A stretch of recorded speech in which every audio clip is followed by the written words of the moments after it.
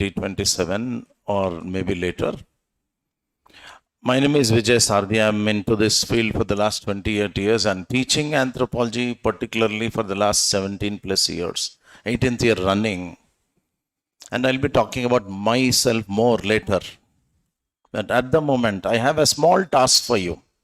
Whosoever has got the syllabus in your hands, please go through them and just take 2-3 minutes, okay? Or maybe more than that. And tick or underline the words you know already. It's a very small challenge, right? Let's begin the entire thing by gamifying my preparation. Your preparation, sorry. I'll talk about this gamifying also, by the way. Just remind me if I forget.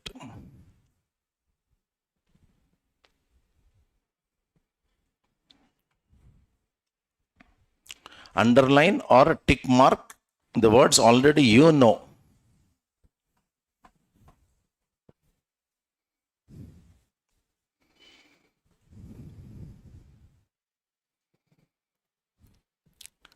Certain words are there where you don't know the meaning, but you know the word. Correct? Something like classical, you know that. Something like that.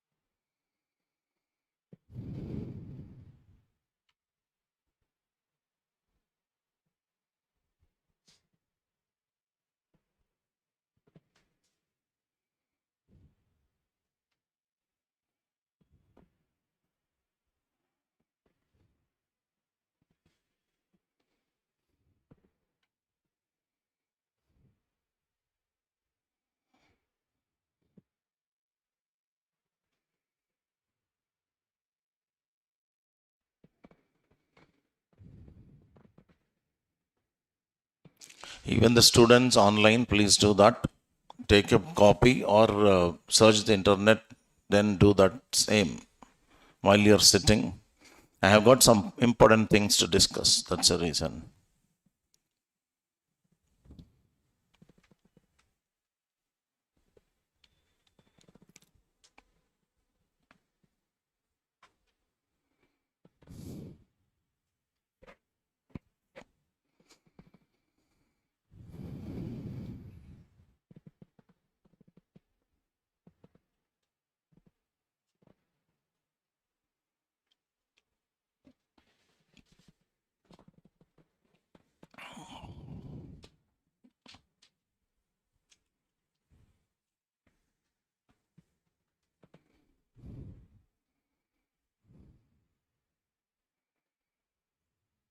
Just run a rough scan. You not read line by line, word by word. Just go through that. And meanwhile, someone who does not know Telugu, you can just inform me. Anybody here who does not know Telugu? Zero, absolute no knowledge. Okay. 99% I'll speak English. Once in a while, I'll step back to my mother tongue because it's inevitable, correct? Okay. Go ahead, go ahead. Make it fast.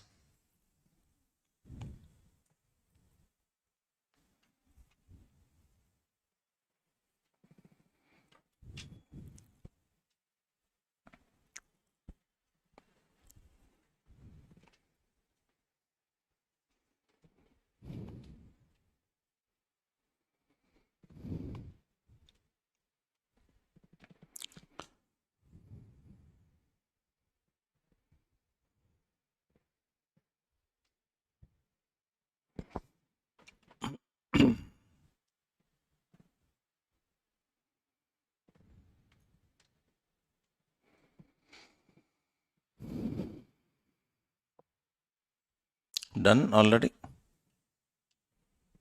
Mostly done, correct?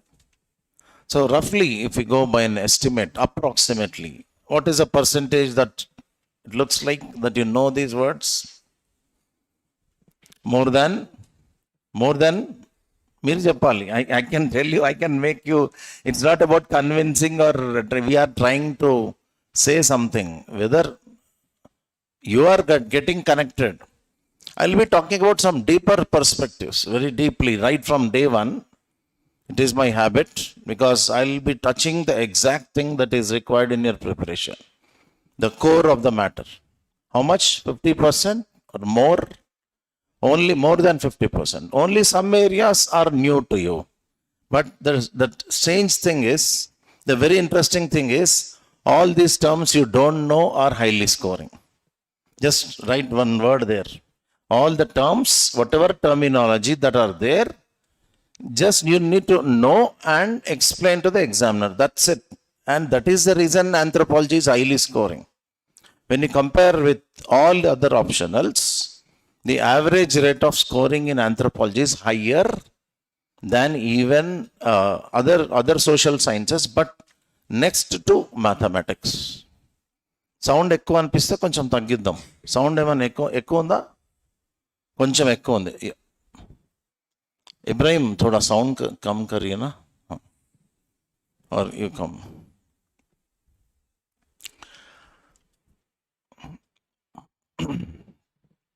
Okay. Meanwhile, later also you can see the syllabus. Why the syllabus copy is given to you? Because it will enable you to come to an informed decision. First of all, we are trying to some of you may have already decided to go for optional anthropology. Some of you might be thinking. For them, the first thing that you should do is take the syllabus copy, sit with that. Actual time, you know how much it is required? A minimum of 2 hours. But we don't have time here, so we are making a trial run at the moment. Many of the terms, you know, for example, if you go to chapter 1.2, paper 1, 1.2, directly go to 1.2, paper 1, right? I'll come to the moot point. These questions, anyhow, I'll talk later.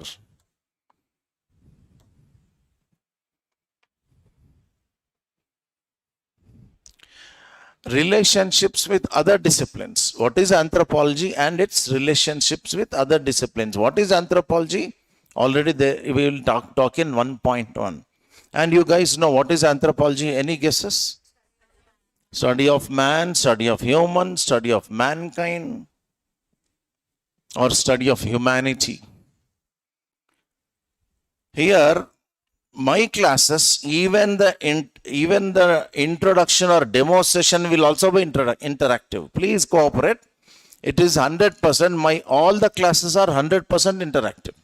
It is not a one-way traffic session that I propose, I dispose. No. You will also be equally participating. And in several cases, I'll make role plays also. I'll divide the class into 2. You become group A, group B, something like that.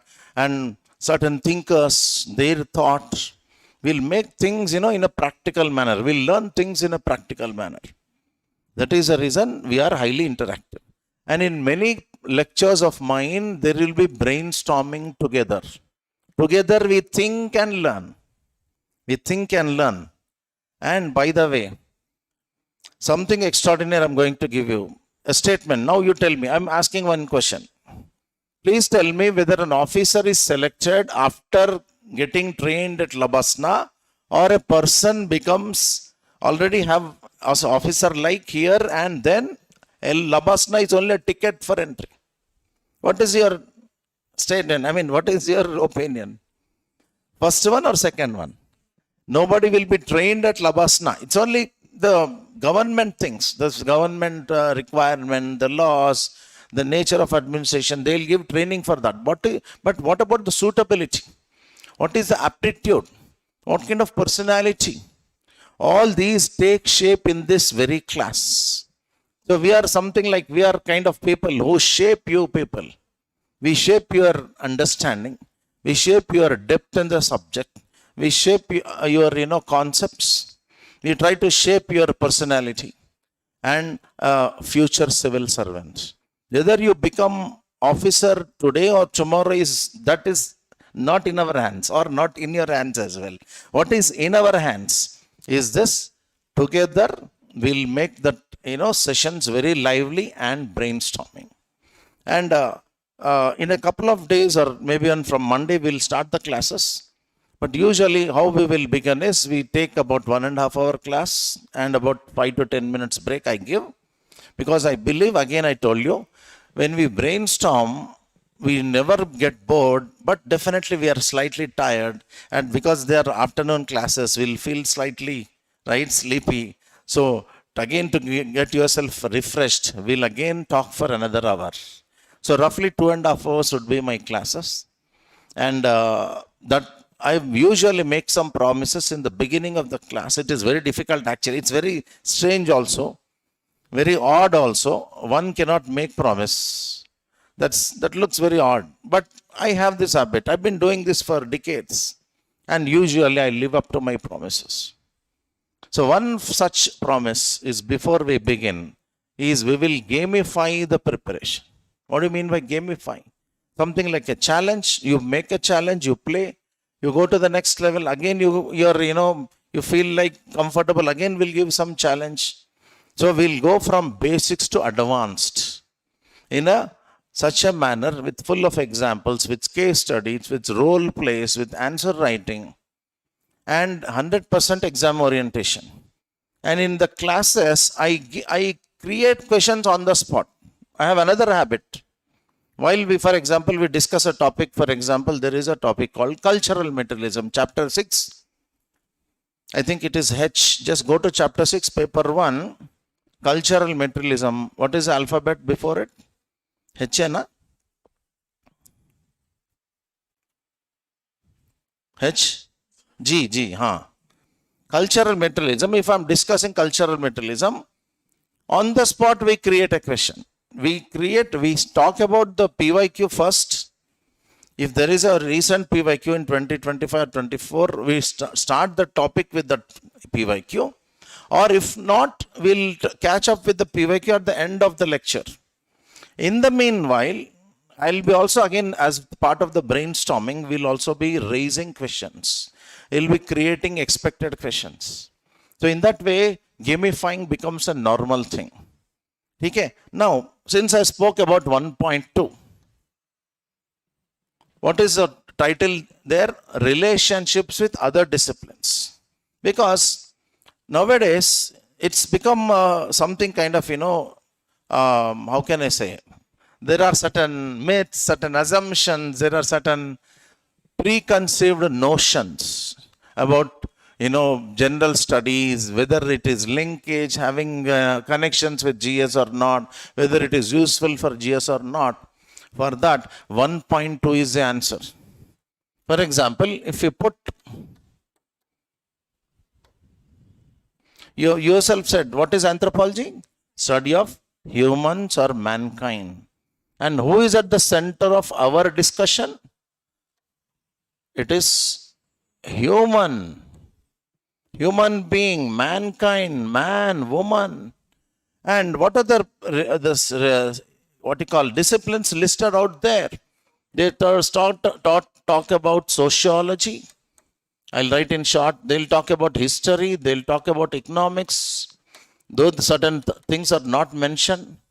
We'll talk about political science, biological sciences. We'll talk about earth sciences like geography, geology, and we'll talk about medical sciences.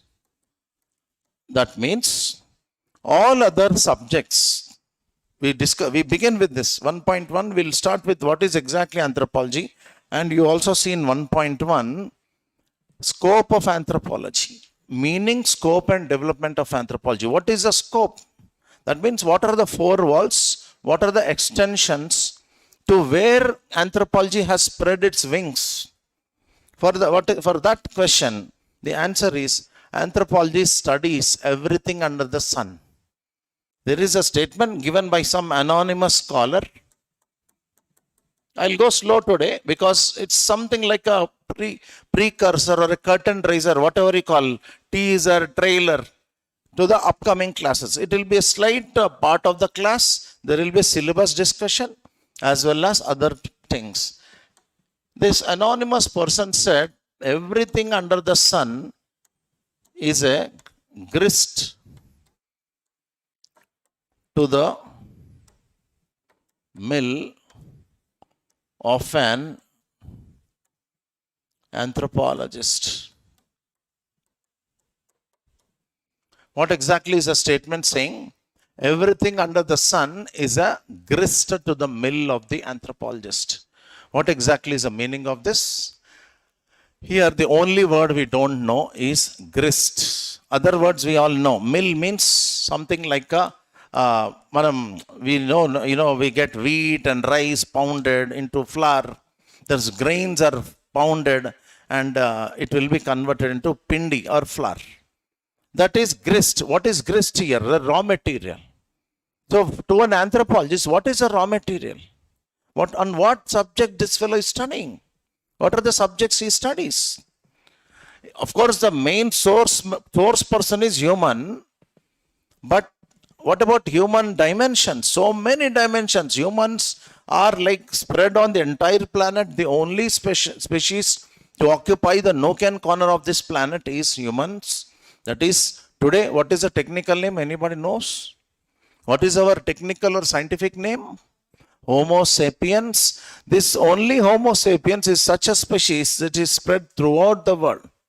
And since human beings are social animals, we are cultural animals, we are political animals, we are religious animals. The common word is animals. We belong to animal kingdom. We have connections in the cultural dimension. We are social beings. There are, of course, other animals are also having society, but we have a society of a complex kind. We have language, we have speech, we have technology, we have science. So many dimensions are there. Then everything under the sun is a raw material to the anthropologist to get processed. So like that, if you see the spread of anthropology is in every walk of life. That means whatever we study in our GS, I'm not going into this many marks, 500 marks, 700 marks, 250 marks. No. In fact, who is at the center of our study? You, me, everyone here on the planet, human being only, human being. It will look slightly dramatic. It will look very odd also. What is this? You may not even understand. For the first 1, 2 days, 3 days, 4 days, you may not understand. I'm telling you. I'm telling you in advance. Everybody in the class may not be in the same speed. So don't compare with others. Don't get bogged down. Don't get disappointed. The only solution for those kinds of doubts will be given by. So every day I'll be sitting at the back of that, the class. I'll be sitting with you for 5-10 minutes. And also I'll be walking into our mentorship campus, which is very much nearby. So after the end of the class, any doubts, when you write those tests and answers, I'll be evaluating, sitting one-to-one with you. There also I'll be supporting. And by the way, in that experience, I've told you, I've got about nearly 28 years experience in UPSC teaching, coaching. I've also worked as an editor of a magazine. So why I'm talking about that? What does an editor do? What kind of connection has got with this? Can you guess? What can editor job be applicable here? The role of an editor here. Answer writing. Absolutely correct. Absolutely. Answer writing, and in one session, I will be completely spending on what is the structure of an answer, anatomy of an answer. I have given a title to that session. One complete session will be spent on answer writing, the theory of answer writing, not the exact answer writing. Exact answer writing you will be doing after that. Maybe in the very beginning, I'll talk about that, because what you're actually finally going to achieve, or what is your purpose of coming to coaching and Ashok Nagar here, is to crack this exam open, not to become a specialist or a genius of a subject or do some mastery or PhD. Definitely, that is also needed. I'll talk about that in a small topic, separate topic. But the idea, ultimate end is get selected and say goodbye to Ashok Nagar. And for that, you have to be practical. If you are 100% practical also, it will not work. 100% is not possible on this planet. But there is some other element here. So there are roughly 2 elements in our preparation. I'll go to that, right? Next topic is, as I told you, there are 2-3 elements in your preparation. For example, I'm talking about the whole preparation, not just optional. UPSC preparation, if you just say,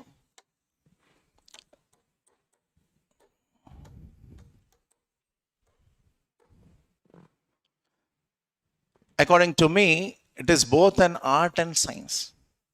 For that matter, anything you do in life is a combination of art and science. You cannot be 100% calculated. You cannot be 100% like rational. Can a man be 100% rational? Is it possible? Don't he have emotions? Don't he have kind of, feelings? And what is the role of this emotions and feelings here? I'll slightly go deeper into this. Okay? What is closer to this? If you take 2 parts of your body, one is a heart, there is another thing called mind. Both are important in your preparation, not just for optional. Everywhere, your heart has to go there. You have, what is the role of heart here? By the way, who are the people who are artists? Artists are usually practical, calculative or emotional. Jaldi bolo. Emotional people, they are, full of feelings. If a poet is not of feelings, he cannot write a poem or any line. He'll become a robo-like thing. Nowadays, we rely on AI and all that, but no AI can replace human being. That is already decided. But what about the other dimension? The mind of it. Mind always does calculations. What is right, what is wrong, what is good, what is bad. Should I make friendship with this fellow or not? Whether I should, buy this material or not. Whether this class is interesting or not. Whether I should, write answers or not. So many calculations go back in the background of your mind. And what is the first thing? First of all, to improve, first of all, I say roughly it is 50-50%. But in your preparation, which one will establish strong and deep connections with the subject? I'm asking you people. ఏదుంటే మనం సబ్జెక్ట్తో connect అవుతాం, హార్టా మైండా? Heart, because heart is one such thing which will make those connections. We are not calculating at all. When we are with our heart, that subject will go directly into us. So in the preparation, number 1 thing, first of all, is our 100% connection to the subject. And that connection to the subject happens with some deeper perspectives. I'll talk about that later when we get going into the classes. So much deeper discussions will be done as to what is this connection. And when the subject goes like a story, when the subject has got extraordinary kind of content in it, then the heart comes into the picture. The mind is also actually what we call triggered. We trigger our mind also at the end of the class when we see the PYQs. Okay. All the way we have learned the subject, learned the concept, learned the topic. Let us see how it has come in the PYQ or in the previous year. So whether we are in a position to write an answer or not, whether we are able to write at least 1 line, so we will be challenging ourselves. So that is a part of the gamifying. So both heart and mind should go hand in hand, and connection to the subject is a number 1. And I believe, and God has given me that strength all these years to see to it that the student gets connected to the subject. Otherwise, all this exercise is a national waste. My efforts, your efforts, all will go into the drain. Correct? So it all, it's something called as meeting of the minds, together, brainstorming, arriving at some sentences. And let me tell you what, since we are talking also about answer writing comes in this junction. You may even write if you want. Where do you put answer writing? Because that is your decider. And there is some kind of personality also behind your answer writing. Your answer, their answer, will they be same? Absolutely no.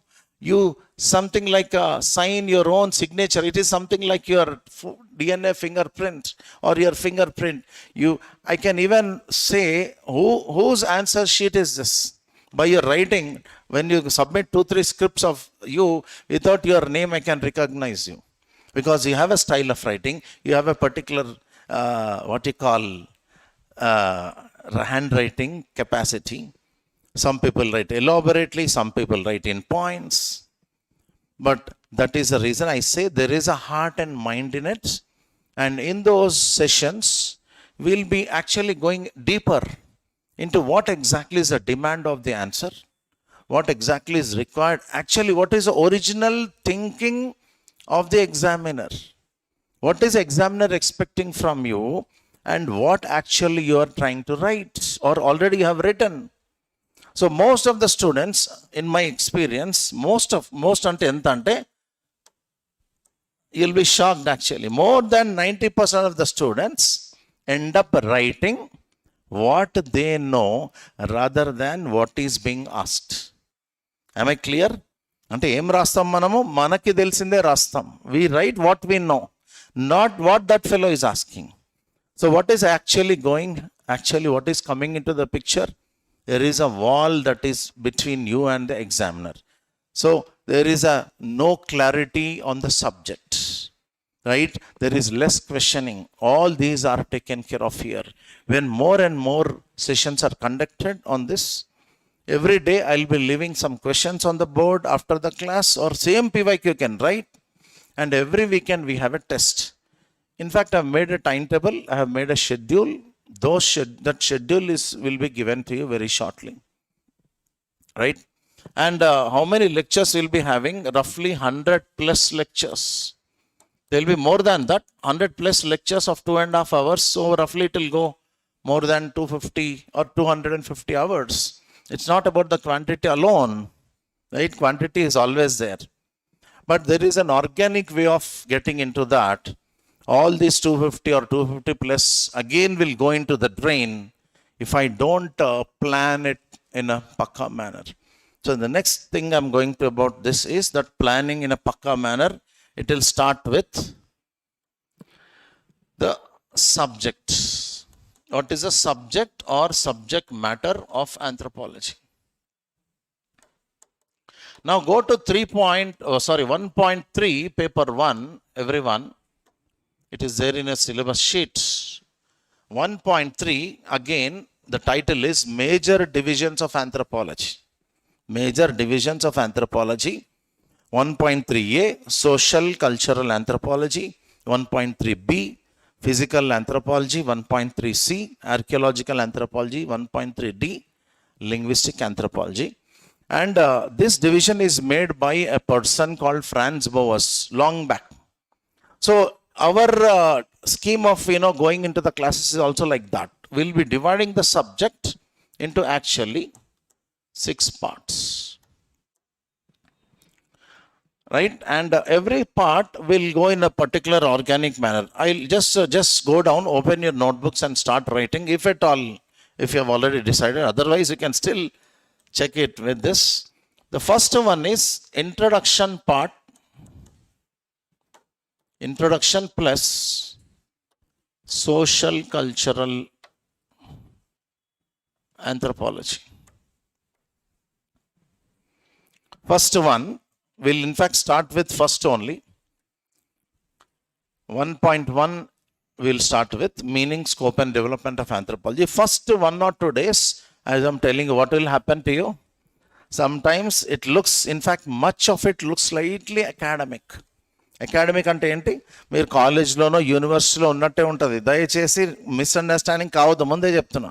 First 2-3 days you have to have extraordinary patience. The spark will begin only on the 3rd or 4th day. Slowly that spark will become a flame. How does it happen? Again, I'm going to talk about that. The second one is actually biological anthropology, or it is also known as physical anthropology. Just like how Franz Boas has done 100 years back. The third one is actually anthropological theories. For our purpose, this is our division of the subject. You see, anthropological theories is also called as anthropological thought.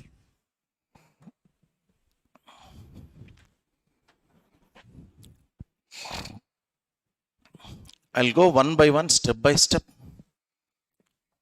As I told you, definitely you'll get that last, before you leave the class, you'll get that clarity. In the middle, don't try to check for clarity, you will not get.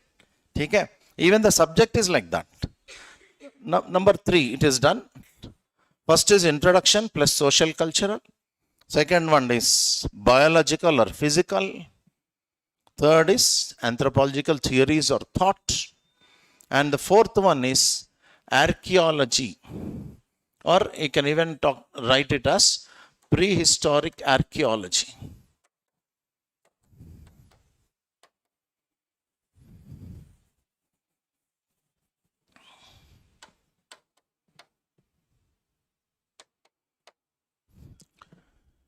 In other words, prehistoric archaeology can also be understood as archaeological anthropology.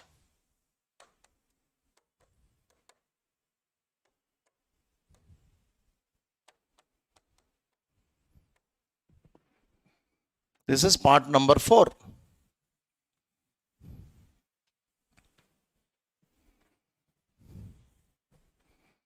Now, part number 5. Indian society and culture. Part number 6 is tribal India, or we can even call it as anthropology of tribes.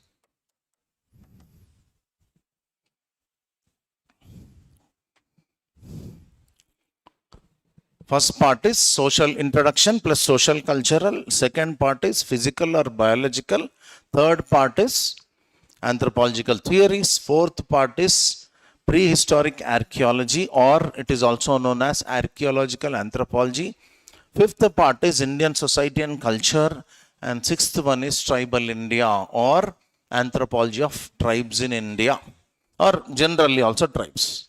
Okay. Now I'll go slightly deeper, because you're already carrying those syllabus papers. What exactly are contained in these parts? Part 1. I'll go again into the next step. Part 1. Again, I'll write the same one. Don't worry. And we'll also give the name of that part. The name of the part is social cultural part.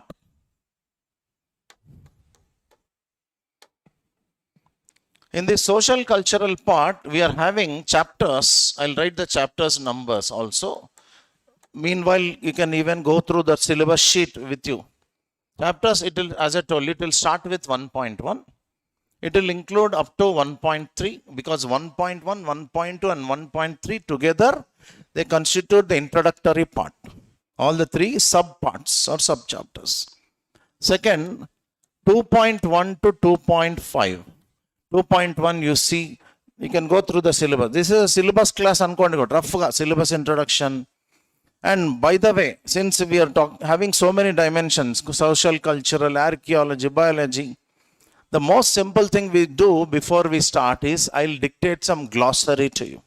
Before we begin the class, for example, we have a topic called gene. Everybody talks about gene, but we exactly do not know the deeper perspective of a gene. What exactly is DNA? And in archaeology, there are terms like artifact, civilization, culture. So I'll be giving some glossary, then we'll start the class. Okay? And what are contained in this? 2.1, 2.2, 2.3, 2.4, 2.5. 2.1, we have nature of culture. 2.2 nature of society. You can go through that parallelly. Open cheyandi. Then slowga meeku ardham avutundi. You may be not understanding everything as I told you. You will be trying to understand nature of society. Then 2.3 marriage. 2.4 family. 2.5 kinship. And third chapter, we have the next chapter is 3, economic organization. Chapter 4, political organization and social control. Right? Chapter 5, religion, anthropology of religion. And we do have chapters like 7 and 8. Chapter 7, culture, language and communication. Chapter 8, research tradition in anthropology, research methods in anthropology, fieldwork tradition in anthropology, all constitute a bulk of social cultural anthropology, more than 90%. But you will be surprised what exactly is missing here. Chapter 6. Chapter 6 లేదు కదా, I will be talking about that later. Now, this is part number 1. What about part number 2? Part number 2, as I told you, it's physical or biological. Physical part, or you can even call it as biological part. And definitely the moment we mention biological, physical, let me clarify 2-3 things right in the beginning. Right in the beginning. 3 things I'll share with you. మీరు కావాలంటే note కూడా రాసుకోండి. Biological పార్ట్లో 3 things which will make things easier for you. Number 1 thing is the number of marks, right?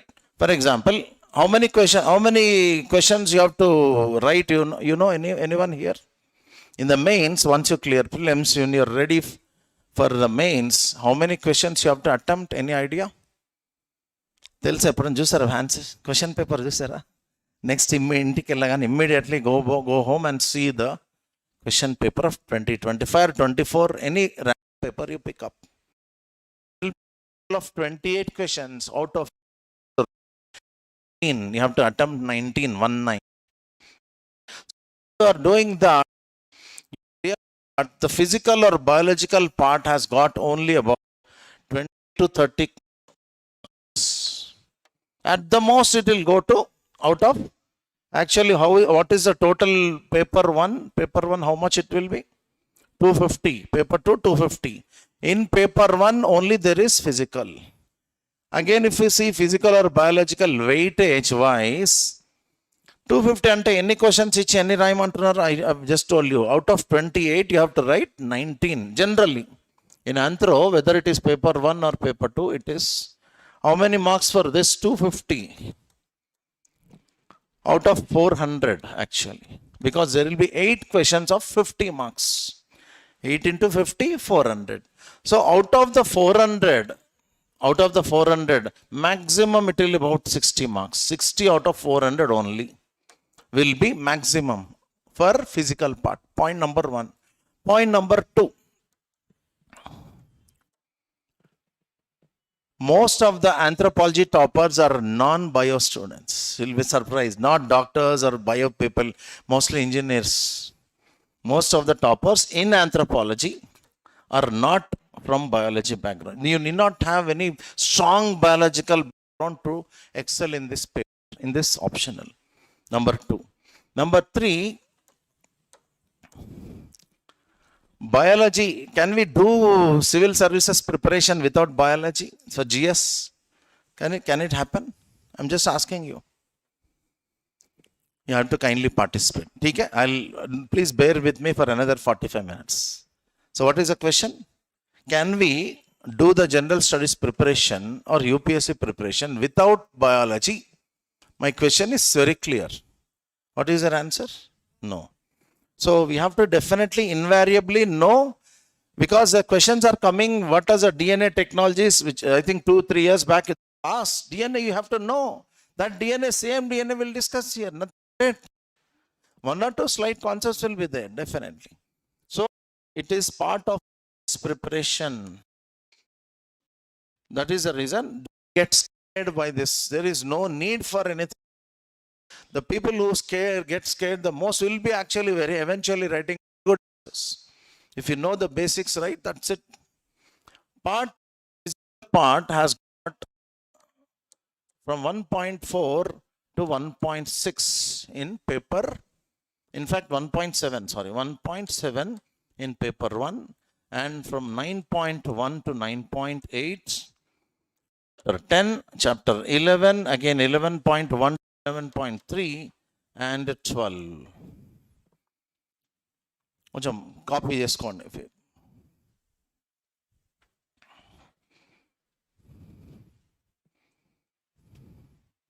If you don't understand anything, kindly ask. Even a slightest doubt, don't hesitate.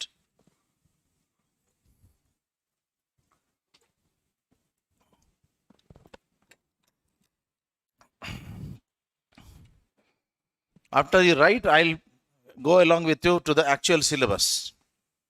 1.4, Human Evolution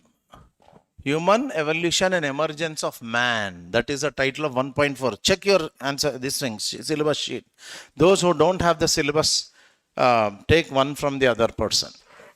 1.5, Primates. 1.6, Phylogenetic position, characteristics, and distribution of the Pleistocene hominids in South and East Africa. And so many things. Paranthropus, Erectus, they will come. 1.6. 1.7, the biological basis of life, the cell, the DNA, the gene, the mutation, all these are given there. Clear? 1.7, 1.4 to 1.7 are something like basics of the biological part. Then if we go to 9.1, we are dealing with human genetics, methods of study of genetics of man. What are the various methods they have mentioned there? So for that, again 9.2, we have got something called as, human Mendelian genetics, Mendelian inheritance and all that. 9.3, polymorphism, genetic polymorphism. 9.4, chromosomal aberrations. 9.5, race and racism. 9.6, genetic markers. 9.7, ecological anthropology. 9.8, epidemiological anthropology. Chapter 10, human growth and development. Chapter 11.1 to 11.3, fertility, fecundity, natality, mortality, even menarche, menopause, all are there, like, and other aspects of demographic anthropology. Chapter 11. Chapter 12, applications of anthropology. So all these come under the biological part. Next, when we go to the another part, have you completed this, copied this? We'll go to part 3.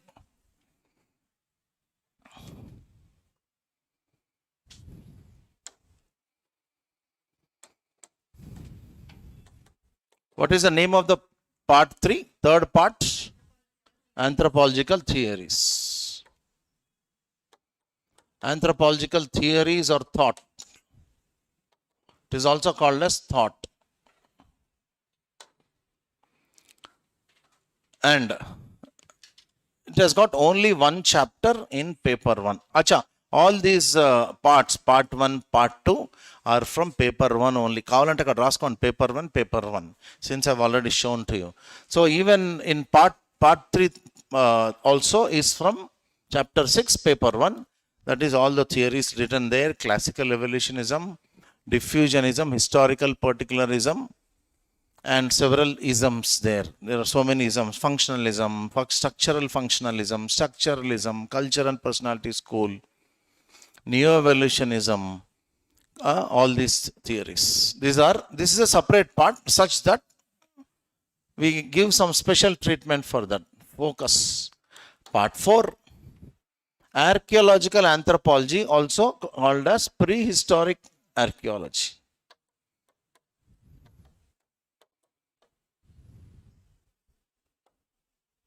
Prehistoric archaeology or archaeological anthropology. Now we have got a very interesting thing here. It has got content from both paper 1 and paper 2. Paper 1, we have got only one chapter, that is 1.8. Go to 1.8 and see there. cultural evolution of man, then dating methods, right? Then broad outline of cultural evolution, broad outlines, something like Paleolithic, Mesolithic, Neolithic, all these are part of archaeological anthropology. This is general one. But when it comes to paper 2, we've got again 3 sub-chapters, 1.1 to 1.3. Again, here you've got lot of common content. You can see, even go to paper 2, go to 1.1. కొంచెం slow చేయమని చెప్తాను. 1.1 again. It has got the same content, you see, except the thing is Indian examples. All these sites, all these technologies we discuss are from India. So we can actually club this. So we are clubbing that. And for our ease of doing things, we read them together. And same content appears if you in paper 1, you can write paper 2 also, you can write from paper 1. So there is a very good linkage between paper 1 and paper 2 here. So these are the contents in part 4. Then we'll go to part 5.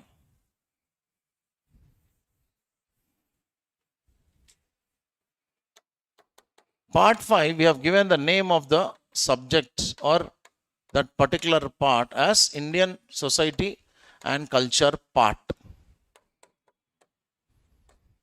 And in this, what are the chapters present? Chapters present are chapter 2, chapter 3, again 3.1 to 3.4.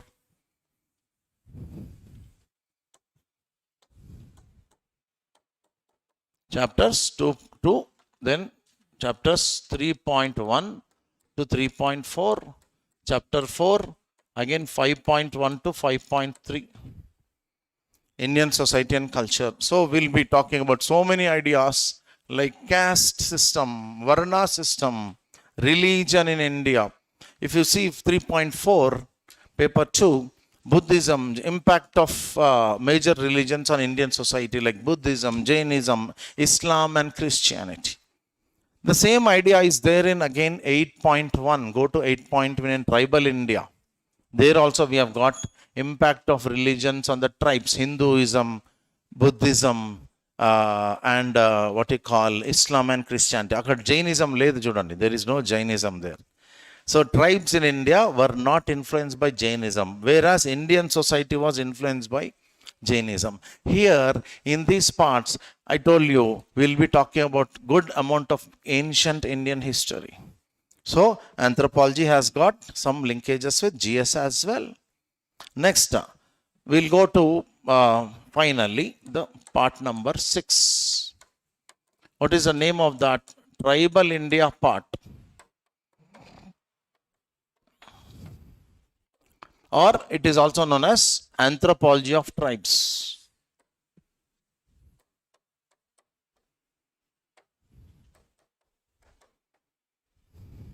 And in this, what are the chapters present? 6.1 to 6.3, 7.1 to 7.3, 8.1 to 8.2, and 9.1 to 9.3. Exactly along syllabus. These are the constituents of the different parts of the subject we have divided. We have divided the subject matter into so many parts, not for the examiner purpose or we have divided it for our convenience. And the beauty of it is only anthropology for that matter. We can start from any part.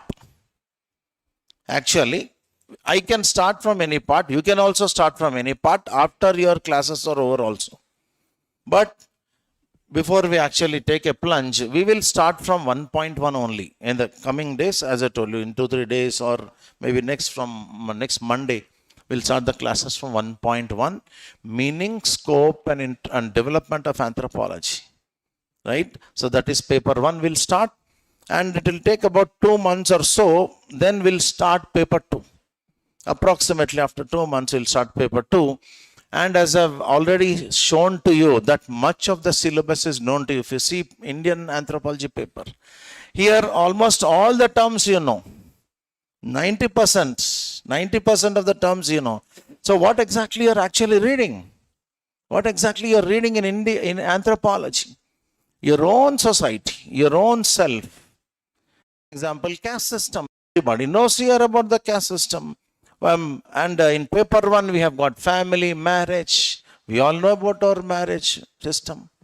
But what we add here, in all these things, we add every day day in and day out, we add something called as, you can put a star here, anthropological perspective. What is different from, for example, must have attended so many marriages. Some of you even might have helped your friends' marriages. And it is very common in this age, right? And what is exactly marriage from anthropological perspective? How it is important, how is it important for our life? And what are the definitions given by the anthropologists? What kind of role it plays in a person's life? Is marriage, why marriage is there only in humans? Why not in animals? I'll just give you a small glimpse of that. Correct? You must have observed no animal performs marriage, but why humans? Can you try answering? General answers. They may not be right answers. Don't worry about that. ఏమైండొచ్చు ఎందుకు humans marriage చేసుకుంటారు? I mean, marriage might have evolved long back. That is one question. Very clear answer. Okay. It may not have originated very recently. It might have originated very long back. Yes. The answer is yes. Lakhs of years ago, perhaps we don't even know, millions of years ago, this institution called marriage has evolved. Other disciplines also study marriage. They also study family. They also study kinship. They also study Indian society, caste system. We have a lot of common, especially with sociology, we have got a lot of common content. But what we do extra here, we go to the origins of this. Last time, we have raised a quotation. What is a quotation? Everything under the sun is a grist to the mill of an anthropologist. And who are these fellows? Actually, anthropologists. I'll just write a small definition here. There was a man called Aristotle. You know Aristotle. Aristotle is very famous. He is the father of so many disciplines. Some of the people also consider Aristotle as the father of anthropology. According to some scholars, Aristotle is the father of anthropology. And why so? Because he has given a quotation. He says, anthropologist is a gossip. Anthropologist is a gossip who talks about himself.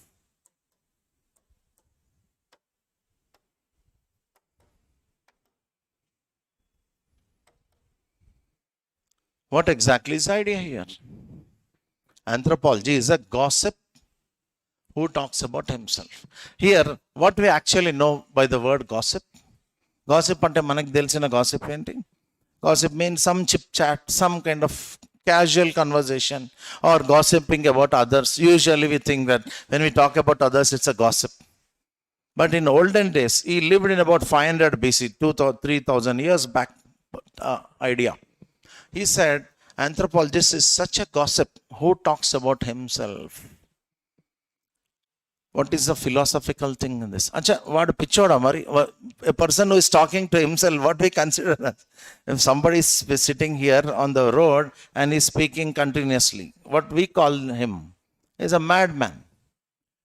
But here, this man is not a madman, but an anthropologist. What is the other meaning of the word talks? There are so many dimensions in it. Here, anthropologist is a person who thinks about himself. He is the one who discusses about himself. He is the one who studies himself. He is the one who examines himself. The one who criticizes himself. And there is another angle. In fact, every anthropologist is a person who goes to the origin of things. There is a very clear characteristic of an anthropologist. What this fellow does, He goes to the origins of everything. We were just speaking, no, earlier. Marriage exists only in humans. Why? This is a question. When it could have happened? Under what circumstances marriage would have happened? For this, I'll give you a small biological background, biological answer. For example, just now I've asked you, what is our scientific name? Homo sapiens. And in entire animal kingdom, size-wise, in the primates also, we have got the maximum brain size. A human brain at an average is about 1500 cc. Now also we are having about 1400 to 1500 cc volume-wise, cubic centimeters. In this 1500 cc, if a human baby is born, if 1500 cc, this much head, will it be possible? Because I'm going to the origins, how things get, how marriage has evolved. Only in anthropology we'll discuss all this, no other subject. Is it really possible for a baby to be born with this much head? It is not possible. The baby's brain should be very small. So baby's brain is this much, about 300 to 400 cc or about 500 cc. And after the delivery, and of course human birth canal is very big, very, very difficult. The entire delivery process is very tough. And many women die during the delivery. You all know that. Perhaps evolutionarily, we'll speak about evolution and all that later. One thing is very sure, this baby born with 300 or 500 cc brain will definitely become 3 times in the age of about 20 years. So the baby's brain has to gradually grow. How this brain grows? That is $1 million question. Maybe you can say size-wise, sir. It's not only about size. No, the body is also going in size. The brain is also growing in size. That's not the exact answer. Because the baby is actually a social animal or cultural animal. We also have grown like that. Much of our growth is actually social growth and cultural growth. We learn so many things right from our childhood. And much of that we learn from our mother's lap. And mother is considered as a first teacher. Mother's surroundings are the first schools and universities. And the answer for this is prolonged human infant dependency on the mother. How much have you observed? Now please tell me, how much an human infant depends on the mother? Infant dependency on the mother. For how many years? Usually. Just guess karo. You have observed, no? You yourself have grown. I myself have grown. How many years? Basically, minimum, the baby is dependent on the mother. Before that baby goes and meets the world, about 5 years, 6 years, 7 years. Some children even require more. The prolonged infant dependency is number 1 factor. Second, if a baby is dependent on the mother, what is the job of the mother? How can a mother live? Now we are all sitting and eating because things are all coming. If you just order in Swiggy, Zomato, things are delivered. Imagine lakhs of years ago, what would have been the activity of humans? In evolution, we'll study all that. Lakhs of years ago, when humans lived, in what way they have earned their food? Even on the vyavasayam, on the horticulture or agriculture, it originated only 10,000 years ago. Before that, it was only hunting and gathering. And hunting is done mostly by males, gathering is done by females. Gathering of fruits, leaves, roots and all that. But if you want to get food, even for the baby, it is very difficult. You can't leave the infant and go. The mother, the infant is dependent on the mother. And both the infant and the mother are dependent on a male. So this bonding started, male-female bonding. You can even see in other animals, you can see observe in the general society also, right? Male-female bonding is there, but that has not converted into marriage. But only in human beings it has happened. Next question. Okay, this is also fine. But how can a female make the male attracted or attached to itself? It's very difficult, no? Another thing, I'll speak slightly oddly because in biology, in our classes, anthropology, one disclaimer is we'll be definitely talking about human body parts and sexual things and all that. So it is science only. There's nothing wrong. It's part of the syllabus. Okay? So the second and third reason is, observe, these people have observed, biologists and scientists have observed that, they have proved that there was a all-round female sexuality. The female was available all throughout the year. That is not seen in the animal kingdom. You can yourself notice later on. You start thinking. Now from today itself, you start thinking. You start observing the society through the anthropological lens. Now, what is the difference here? Animals, though also they live in mated relationship, correct? They don't perform marriage. There is no year-round availability of the female for reproduction. But it happens in humans. All these 2-3 factors got converted into an institutional form called marriage. I'm just giving a small glimpse. There are like dozens of ideas like this. Only we question and that thing, that's it. Everything comes into order. Another thing like this I'll add. This is about the marriage, correct? How only anthropologists think like this. Next thing, the most important part in our life, for example, one dimension, religion. Most of us are very emotional, correct? We get connected to our religion. It is personal. Whether we follow this religion or that religion. Some people say, I don't follow any religion, no problem. But most of us follow religion. Even anthropologists started questioning the origin of religion. I'll just stop it here and ask another question to you.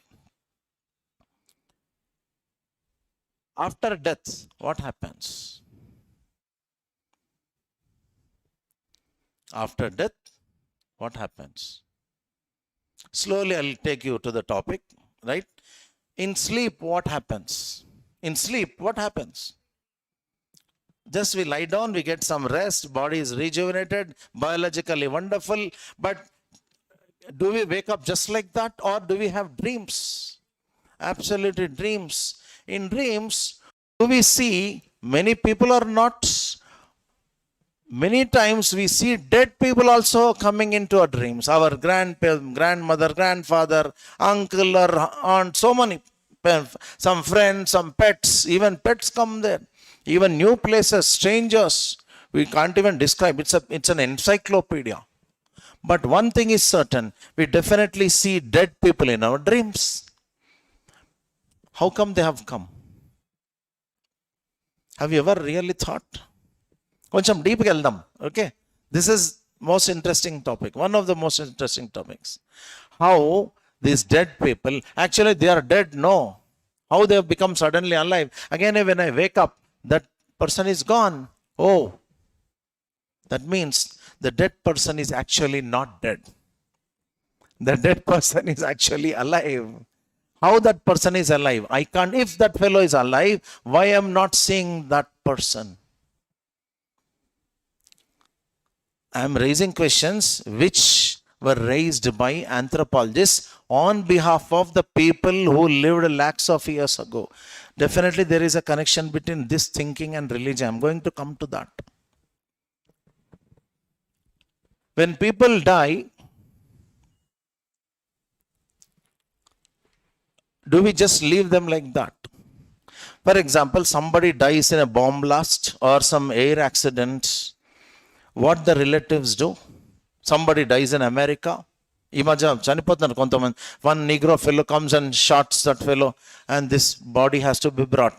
The parents go like restless, they can't eat, they do not sleep, their life is like a hell till they see the body and recover the body and perform the last rites, RITS. Why we do like that? Why can't we leave the one person recently died in the Himalayas, at the top of the Himalayas? The family decided, let us not bring, let us say pray from here, because it is humanly impossible to bring the dead man to the ground. And the people rescue team may also die because the conditions are so worse there. It is a rare case, but usually we perform last rites. Correct? Why? We all attend so many, as I told you, we attend marriages, we attend funerals, we attend the 10th day food, whatever. ఆ రోజు compulsory వెళ్ళాలంట. When you go to marriage or not, that's not a big deal. But people say you definitely have to attend a death ceremony, especially the 10th day or 11th, 12th day food. At least you have not seen the dead man's or dead woman's face. But at least after 10th day, you have to go and eat. తెలుసా ఎందుకు? Have you ever questioned? I'll come to the last thing before I go. Try guessing. The dead person will come and join, enters you and eat. That is a belief in many people. Suddenly one fellow is eating all the laddus, all the mutton, like he eats 3 people's food. And these people go crazy. How come it's ordinarily he never eats more than his own stomach? But today he is eating 3 people's food. What is the logic? So people have a question, people have an answer. A man is such an animal, social animal, cultural animal, scientific animal, who does not leave things just like that. This fellow is a rational animal. A man is a rational animal. This fellow raises questions. He also gets some answers. Whether those answers are scientifically accepted or not, that is secondary. The answers are definitely given. Because the dead person has entered into the body of this person, and what food items are made on that day? Tell me. Everybody knows this. What is on the menu? The dead person's favorite foods. Absolutely yes. What is the reason for that? Not that memory is always the memories. You are also right. We are not saying you are wrong. The actual deeper answer for this is, we believe that we are alive even after our death. Because we are alive after our death, there are 2 possibilities. One possibility we have already discussed. We enter into the dreams of that person. And we also say, the dead person also speaks to you. ఏ పిల్ల పెళ్లి చేసేసి నాకు పెళ్లి చూడాలన్నది అని వెళ్ళిపోతాడు మీ తాత. Suddenly that grand man goes. Old man again it does not come. And you call all of the relatives, I am performing marriage of my daughter because that grandfather said. Yes, ఇవన్నీ తెలుసా లేదా మీకు? Do you all believe this? Many marriages happen like that. Grandfather's wish, dead man's wish, dead woman's wish. Second, first possibility, they enter into the dreams. Second possibility, bolo yaar.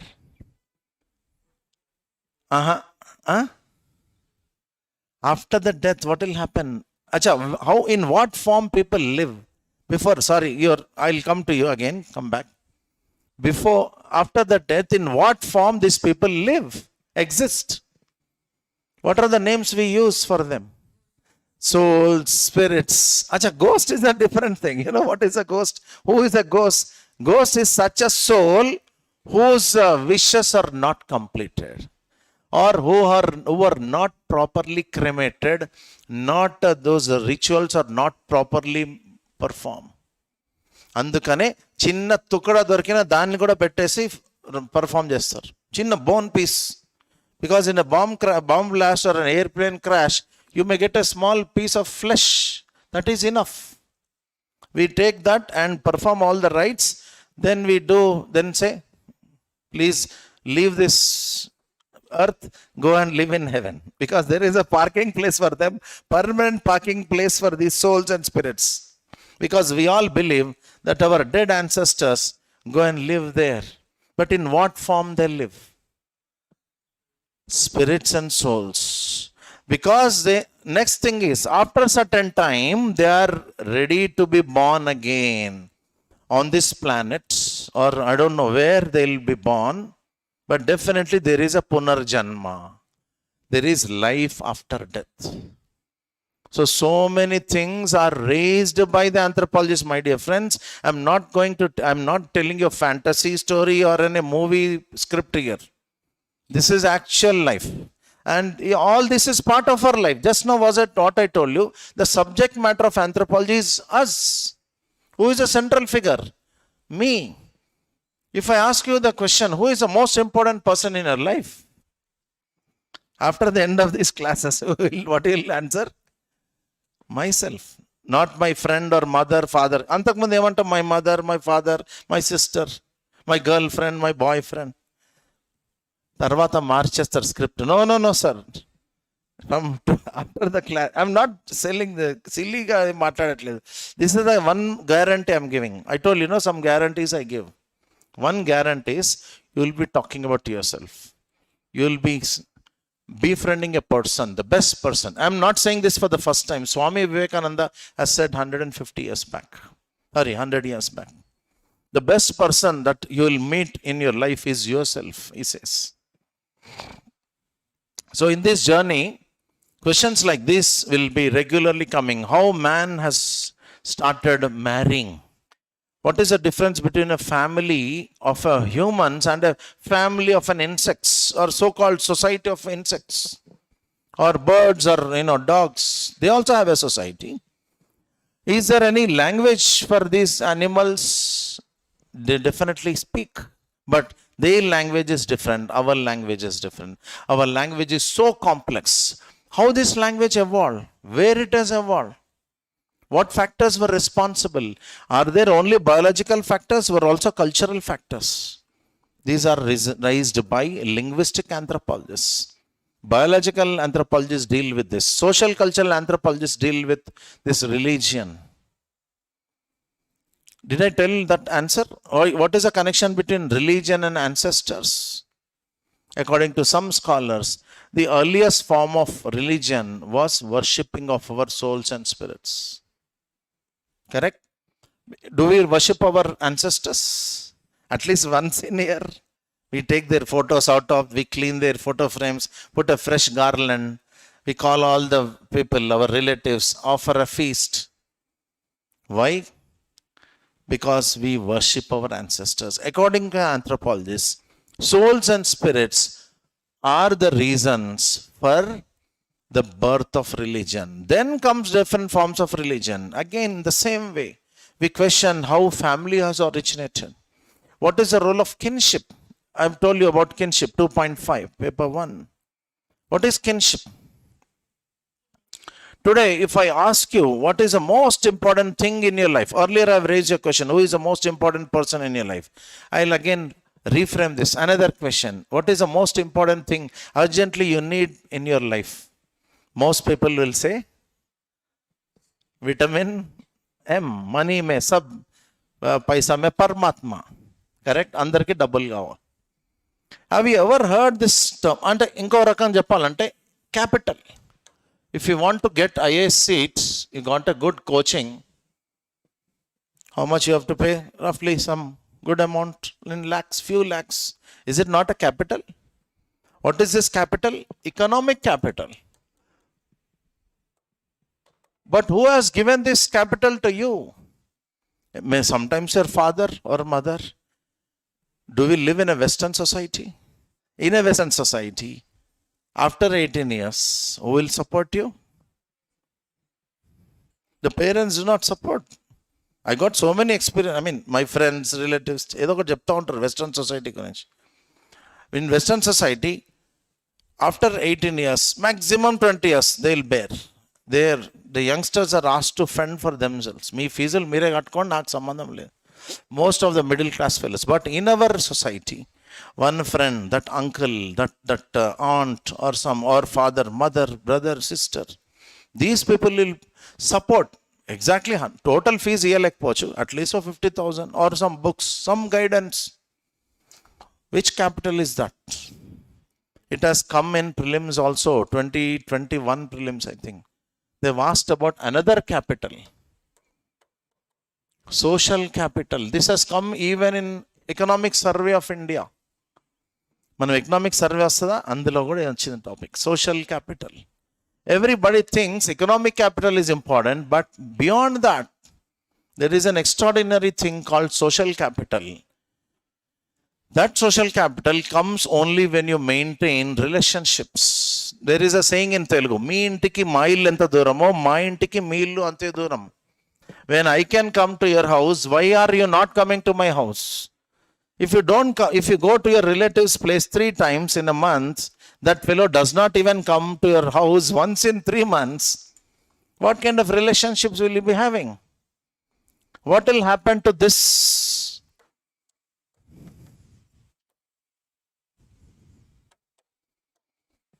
The cement will slowly start drying up. It will break the cracks into wide open. Slowly the building collapses. The relationship collapses. Correct or not? जो दिखता है वो बिकता है. One and ఏదో అంటారు చూడు, not in touch, not seen, not in touch, lost in touch ఏదో ఉంటుంది, something like that. If you don't meet your friend or relatives for 1 year, 2 years, they'll also saying goodbye to you slowly. And in anthropology, we'll be talking about this social cement and social capital in the form of a chapter called kinship. Like we have noted, marriage, family, religion, kinship. These are our subjects. We are not studying about anyone. We are not studying about physics or mechanical engineering or maths. You might have studied all that in your graduation, PGs. Those will be helpful for you to get a job. But no subject will help you to understand yourself. Very interestingly, or I don't know, ironically, this subject was not present in your school. I'll ask another question. Before I have got about 1.5 hours approximately to speak to you. Yeah, it's almost near to that. We'll spend 5 to 10 minutes more and we'll wind up. And if you have any queries, you can please ask. What was the point I was talking? Sorry, because our switch off అయిపోతుంది. What was the point? క్వశ్చనే మర్చిపోయినా. Sorry. I'm just saying funnily. Social cement, kinship.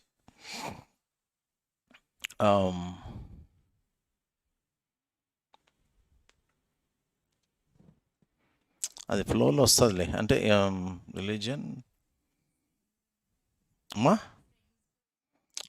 friends, exactly. This entire thing is such a core thing in anthropology. Yes, so that I've come to the point. All these subjects study and they give certain job to you. This subject will help you to discover yourself, rediscover yourself, and make you a better person. Right? I'll just draw it in one kind of, diagrammatic representation. I told you in anthropology, who is at the center? Humans, right? And for a slight change, I am putting actually you or inka diseste I or myself. When I am understanding myself better, who also I am understanding better? Am I living alone on this planet? I am a social animal. Man is a social animal. Woman is a social animal. There is a man and a woman. There is a man and a woman. So woman, man, not different. And in this, we also have others. Who are others? In this others, we do have our family. We have, above this, we have a society. And that society may be your own caste group. That may be a religion or religious group or region. By the way, all these are there in our syllabus. We study regionalism. You see 9.3. Go to 9.3 paper 2. You have a mention of regionalism. Unda regionalism. Religion is there in chapter 5, chapter 3.4, chapter 8.1. In all these we have religion. So we study religion in 3 different areas. If time permits, we'll even club them together. So lot of, as I told you, lot of content you can actually do like this. That's the reason syllabus is limited. Okay? And finally, we have got a nation. In chapter 8.2, you have got a concept. You see nation states, tribe and nation states. So from us, the world starts. And earlier, I've told you, there are many techniques and ideas I have been developing over all these years of research. I've invented something called as an excellent approach in your preparation. That is called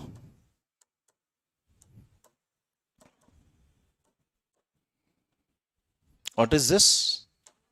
Known to unknown. What is the easiest thing to study in this or prepare? Unknown to known or known to unknown? For example, if I give a book of this much and I ask you to read it, what is a better method to prepare that? You will be reading from scratch to entire thing. How much time it may take? 1 month, 2 months? Most of the students actually don't read the books because of that reason. Sir, inta peda book chadavala. Chudagan bhayameston sir. Or the smart way is go to the syllabus, go to the contents, find the words, keywords, just take a plunge. What is a better method? Second method. So there is always a possibility. Instead of first case is unknown to known, second method is known to unknown. So inside out. What is this other way called as?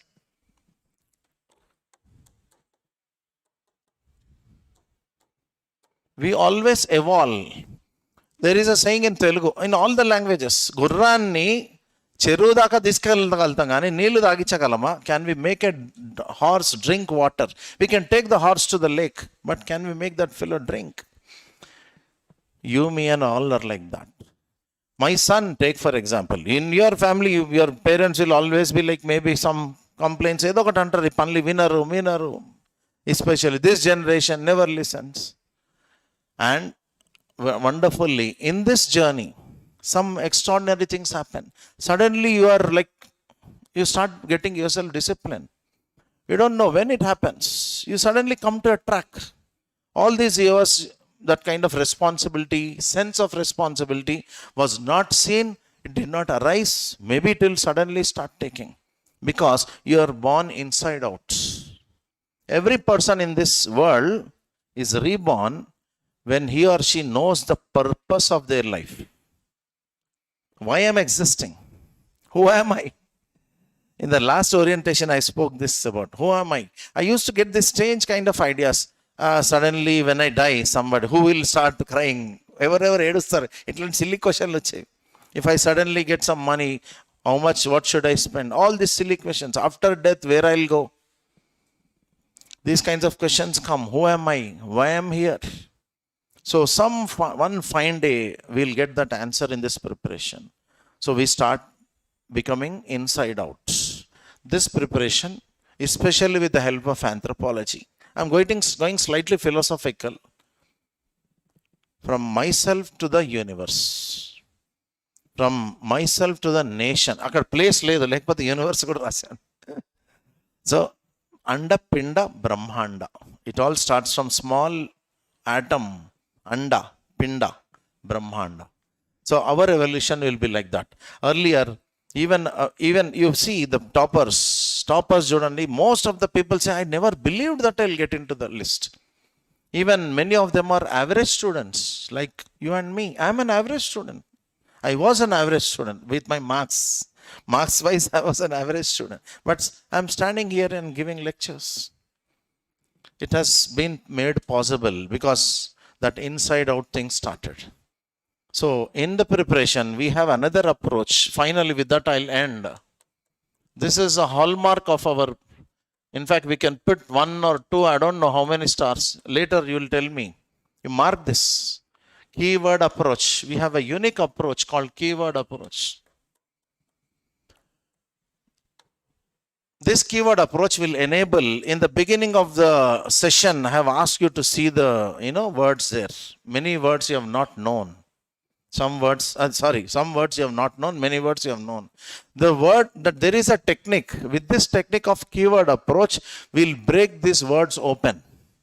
We'll go into the soul of the kind of words and we'll try to unveil the meaning, their application, their relevance in the exam. Relevance for you first.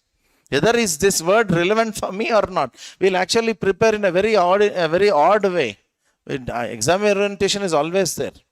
But what is this for me first? Because I am coming to the class, sitting here. Whereas sitting is a very painful exercise. For so much, 2.5 years, you're sitting and listening. It's not an ordinary thing. Especially after the post-lunch session. It's a challenge for me and you also. So to make it possible, we will be dealing with these kinds of approaches, known to unknown, inside out, keyword approach, and many more. I don't have time to brag about all this now. We'll be discovering them in the classes. I told you, my sessions will not be attractive first. They will not be, first of all, ranganoka judgment ichedaniki tondara chala loss ayipotham manam life lo. Will be completely gone. And of course, the taking of optional is in your hands. And it is easy to get carried away because things in this age, we are attracted to things faster, and we all know, the most attractive things are the most dangerous things. Most attractive things are the most dangerous things. Raskondi quotation, tarvata maatladukundam. Gurtupettukondi, tarvata maatladukundam. The most attractive things in this life, especially at this age, many careers are destroyed. Many bright students are gone just because they got attracted towards wrong things. Certain advisors, certain people, wrong books. There are even certain books which are of waste to this exam. They were not useful for this exam, but they are sold in the market. We don't know what is right and wrong. We are not in that age where we are at a deciding level. So this guidance is very important at every stage. For that reason, we have opened another mentorship campus here. We have one mentorship there. That is, mentors will be sitting there helping with GS. For faculties, optionals and all, we are having here. Later, I'll unveil that address to you people. Okay, if you have any queries, please raise them. I'm here to answer them. Anything, any small thing that is related to preparation, any doubts, any questions? You have any questions, any doubts? Syllabus, time? Regular one already cheppesa. Last session also I had earlier I had a session. We can see in the YouTube also. We have talked about the syllabus. It is short, it is repetitive questions. We have got mostly static syllabus. Current affairs, you have to write in example, not as direct question. Direct question radu. Examples lo edana current, we can write in current stuff. And there is a lot of good material available, good books available, my guidance available. Answer evaluation, answer writing sessions are done. Answer anatomy will be given as a class, separate class. What is exactly expected of a UPSC? It will be useful for not only optional but also for GS. Okay, so I'll call it a session. Thank you very much for listening. I hope to see you in the classes.